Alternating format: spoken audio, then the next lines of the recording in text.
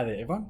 Off the back of my last video, someone asked me how do I do my dovetail joints. I thought, well, easiest way for me to show you is to take you through what I do and just take you through the measuring, through the planning, the marking, the cutting. So I'll do probably two videos just taking you step by step through this. But one of the things I just wanted to say before I do this is dovetail joints are rather tedious, and the more I do them, the more I learn that.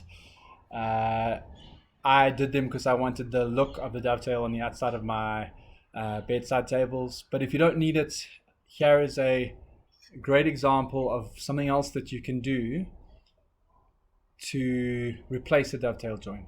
Dovetail joint gives you lots of gluing area, which means you have more strength. So what this does is I've used a small thin piece of wood in the middle there. You can see it's black on the end there. I've used that small piece of wood just to create additional gluing area. This here has come out pretty strong. It's going to hold its own. You're not going to have issues. It's strong enough to do. It would have worked perfectly fine on my bedside tables. But as I said, I wanted the dovetail joint look. But if you don't need to, and if you don't want the look, this works great. I would say rather go that route instead. Here is a practice dovetail joint that I did originally. You can see there the one side, the other. When you do a dovetail joint, what you have is you have pins, which are these small bits in the middle. You have the ends, which are those small bits on the end there, and you have the actual tails, which are these three in the middle. What you'll notice, you'll always have two ends because you have two ends of the wood, and you'll always have one less pin than what you do have tails. And that's very helpful for your measuring and for marking out. So we'll get to that in a moment. So what are the tools I use? Well, obviously you need a pencil. You don't have to have, but this makes it easier. There's a marking gauge, got a point there which just scribes into the wood and makes it easier just to see and to mark and know where you're going to, and also makes your chiseling out a bit easier. I use a saw, obviously. I use a set square, one of these. Most of you will probably know metal ones. I have a wooden one. I use a chisel, and then I use a mallet on the back of a chisel. So that's really what I use. That's kind of the end of it. Oh, the one other thing I do use, which I want to take you through, is I don't know what to call it. It's actually just a gauge for me. It's basically when you do your dovetails, what happens if you look at this here, I've just drawn a pencil mark around there. What happens is you can see that's angled, and that angle, that slope coming down this way and coming down this way is at a very specific ratio. So it's 1:8, which means for every, or 1:8 or 1:6, or somewhere in between. Mine are actually 1:6, which means for every 1 unit, 1 millimeter, 1 centimeter you go across, you go 6 millimeters or 6 units of the same unit, you go 6 down. And that creates an angle which you can use. Now, in order to make my life easier, what I did is I created my 1:6 ratio markers. So I can use these, I can place it against the edge of the wood, just like that, and I know that I've got a 1:6 ratio when I mark just down that edges. And that's what I've used. I make those, and they make my life a whole lot easier, especially when you're doing lots of dovetails. You can mark them a whole lot quicker and a whole lot easier. So when you start to measure, what you need to do is you need to know what the distance is that you have your dovetails. So here's my side. This would be my side. I need to know what size this is from there to there, and then from there I can then say, well, what size do I want my pins, and how many tails, and what size do I want my ends, and how many tails and pins do I want. So this takes a bit of maths. It's actually not too difficult. To give an example, I'm going to talk you through making my drawers for the bedside table. This is a side. It's been rough sawn. I haven't really got this piece ready. It's actually a spare piece, not one I'm going to use. My sizes here are 155 mils. So what I did is I said, well, I want a total. I'm just making sure I'm just looking at a piece of paper here to make sure I remember properly what I'm talking and the right numbers. So I wanted 4 tails and 3 pins. And so what I did is I just did a bit of maths. 4 tails, 3 pins, if I do them 15 millimeters each, that gives me a total of 105 millimeters. That means my middle section of my pins and my tails will be 105 mils. They'll be equal sizes. And then the ends will be the remainder, which is 50 divided by 2 is 25. So I'm going to have a 25 mil end, a 25 mil end, and the center pieces divided by 15 mils for the pins and the tails. Okay, so I've got my side here, which I'm going to start marking out. This will be joining on the back.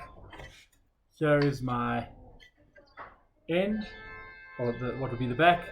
I've marked that there to be the right size, the right thickness there. We can take it across. Just get this just in frame and mark. It's a nice little gentle score there. And then I mark, when I do my markings here with pencil, I mark it all from the one side. I don't move across. And I'll mark it right at the top. So I'll always keep it consistent to here so we stay consistently across. So my ends were going to be 25. So that's going to be an end. Then I've got I'm going to go tail, so it'll be 10, 15, tail, 10, 15 for pin, I can mark it 10, 15 for 10, tail, 10, 15 for a pin, 10, 15 for a tail, 10, 15 pin, and 10, 15 for a tail, and then that's my end. There's my marks. Now what I do is I take this and I'm going to just lift this up slightly so I get it nice and flat.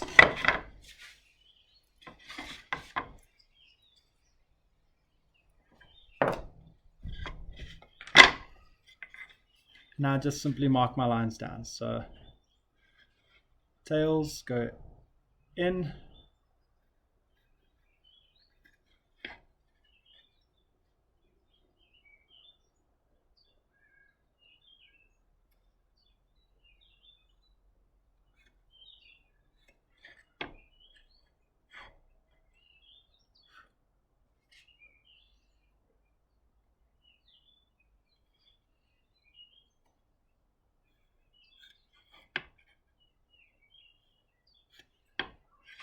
from the other side.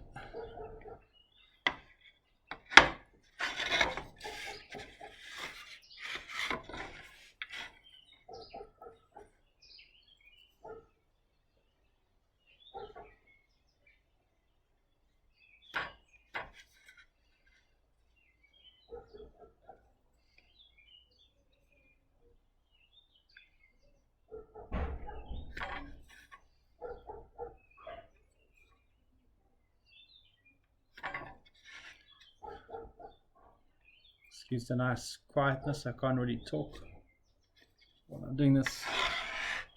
There's my marks. Let me get my set square quickly.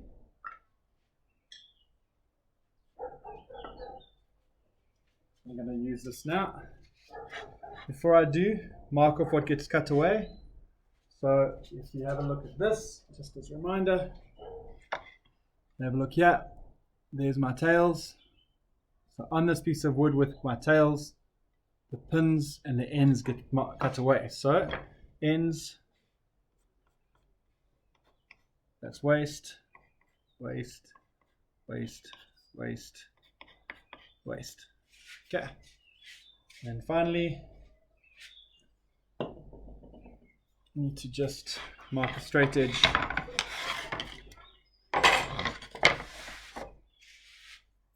Just marking a straight edge down over here.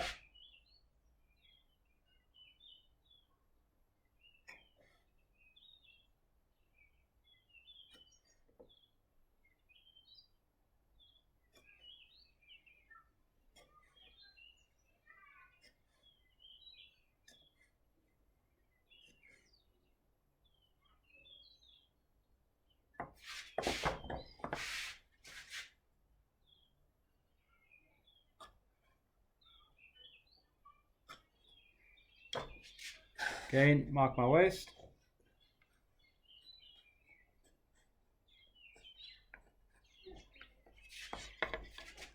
I'm actually just going to run the pencil just into this groove over here, just so I can see that bottom section there. And there you'll see all my marks.